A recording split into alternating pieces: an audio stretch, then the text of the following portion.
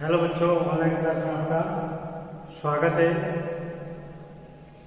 हम BSTC first year की class ले रहे हैं, जिसमें शिक्षा के उद्देश्य ज्ञान एवं पाठ्यचर्या जो द्वितीय प्रश्न पत्र है उसका अध्ययन कर रहे हैं। काफ़ी समय से ऑनलाइन क्लास नहीं हो पाई है, किसी कॉलेज स्तर से या पर्सनल कारणों से मैं नहीं ले पाया हूँ।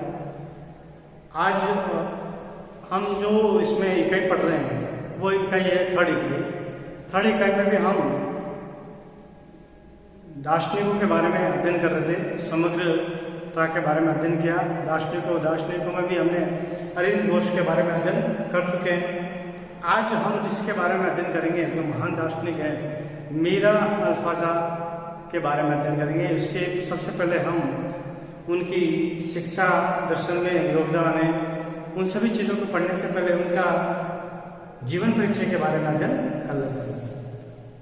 आज हम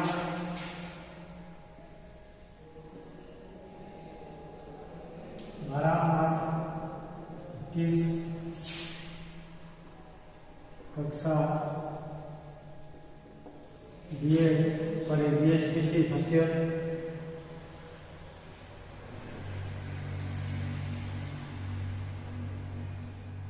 विषय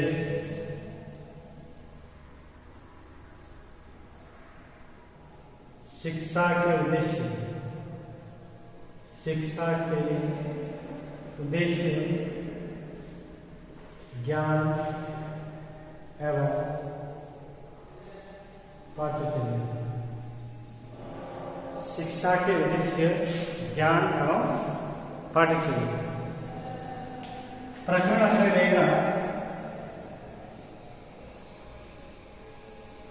मीरा अल्फाजा का जीवन परिचय।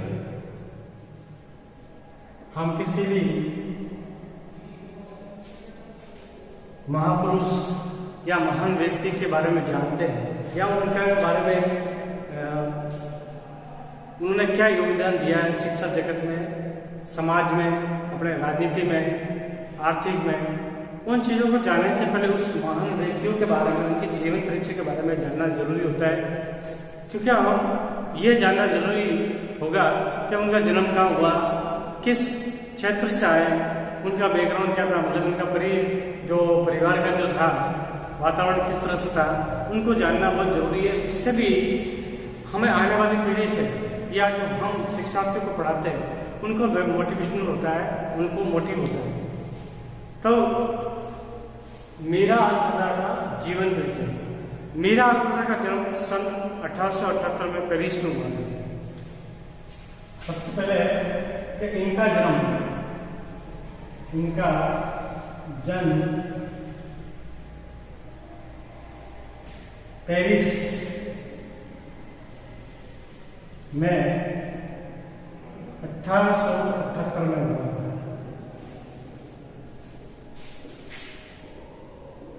1878 में हुआ।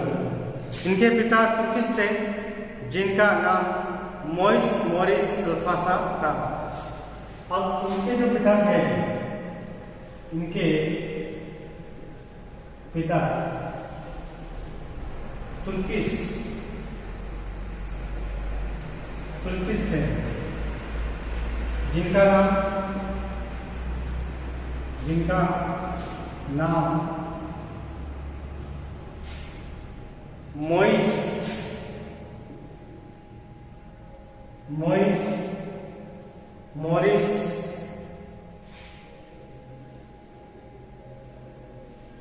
अल्फाजा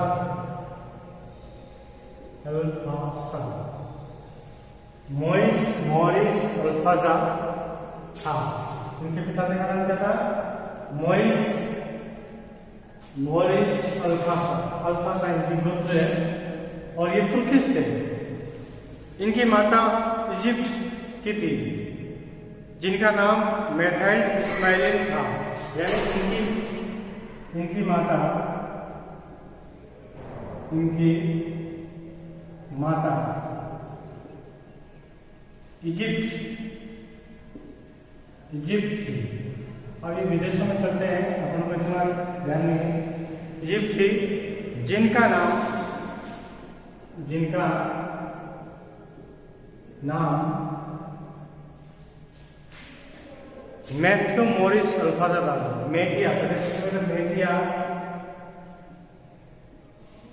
मैथ्यू मॉरिस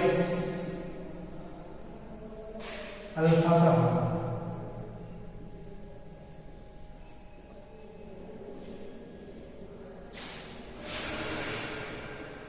उनकी माता इजिप्ट थी जिनका नाम मैथ्यू मॉरिस अल्फासा था। इनके बड़े भाई का नाम इनके मम्मी का नाम तो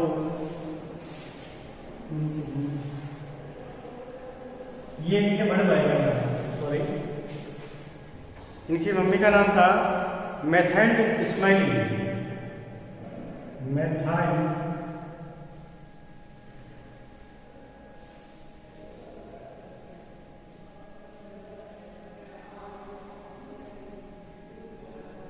मैथाइल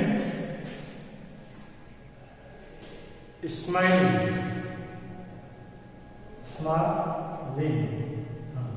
इनकी मम्मी का नाम क्या था? इनकी माता जी तो इजिप्ट की थी और उनके माता का नाम क्या था? मैथाइल इस्माइली। ठीक है।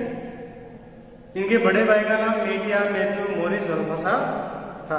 अल्फासा का जीवन पूर्ण आध्यात्मिक विकास और आत्मिक शक्ति से संबंध था। यानी इनका जो स्वभाव था, इनका स्वभाव आध्यात्मिक था। यानी पूजा पाठ, सात्विकपूर्ण जिंदगी जीने वाले को हम आध्यात्मिकपूर्ण कहते हैं। इसकी यह प्रतिमा उसको बचपन में ही की जाने वाली गतिविधियां स्पष्ट थी। वह 5 वर्ष की अवस्था में ध्यान एवं समाधि में लीन हो जाती थी। वह इसको सामाजिक व्यवस्था की ओर धक्का देती थी। वह सामाजिक व्यवस्था की ओर नहीं जाना चाहती थी। वह मानती थी कि उसका जीवन इस संसार के लिए नहीं वरन दूसरे संसार के लिए जो ईश्वरीय शक्ति से संबंधित है। यानी वो इनका मानना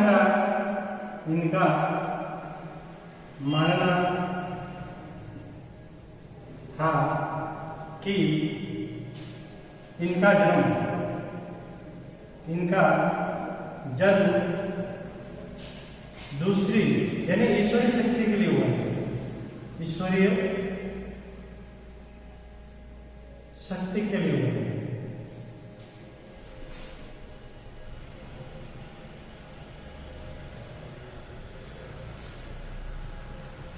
यानी वो मानते थे कि वो इस संसार की नहीं है, दूसरे जगत की, यानी इस जगत की नहीं है, दूसरे जगत की है और ईश्वरीय शक्ति से संबंधित मानी जाती है। 12 वर्ष की आयु में वह अपने शरीर से मन को निकालकर शहर से बाहर यात्रा करती थी। 12 वर्ष की आयु में वह अपने शरीर से मन को निकालकर शहर से बाहर की यात्रा करती थी। यानी 12 वर्ष की उम्र में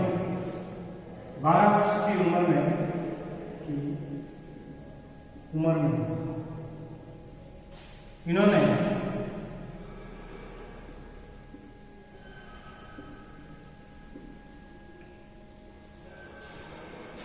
शहर की यात्रा करना प्रारंभ किया। 12 वर्ष की उम्र में ही इन्होंने यात्रा करना प्रारंभ कर दिया था। 19 वर्ष की आयु में उन्होंने विवेकानंद जी के राजयोग की खोज की। 19 वर्ष की आयु में इन्होंने विवेकानंद जी के राजयोग की खोज की। 20 से 21 वर्ष की आयु में पेरिस में भारतीय विद्वानों से मिली। उसके बाद उसका भारतीय विद्वानों से श्री भगवद गीता पढ़ने की सलाह दी तथा बताया कि उसके नायक श्री कृष्ण आध्यात्मिक शांति से स्रोत थे। मीरा अल्फाजा ने गीता के 7 तत्वों का अध्ययन फ्रेंच भाषा में किया। सन 1904 में मीरा अल्फाजा ने यह विचार प्रस्तुत किया कि साले रंग के सुंदर चित्र द्वारा उसको आत्मिक शक्ति प्रदान की है तथा उसको आध्यात्मिक विकास का पथ प्रस्तुत किया है जिससे वह कृष्ण के रूप में मानती थी। इस प्रकार उसका पूर्ण विश्वास कृष्ण में हो गया अतः उसको एक आध्यात्मिक एवं सत्य शक्ति का स्रोत मानने जाना लगा। तो ये था मीरा अल्फाजा का जीवन परिचय। अब अगले वीडियो में हम अगले बातें अध्ययन करेंगे, अगला विषय लेकर प्रस्तुत होंगे। तब तक धन्यवाद।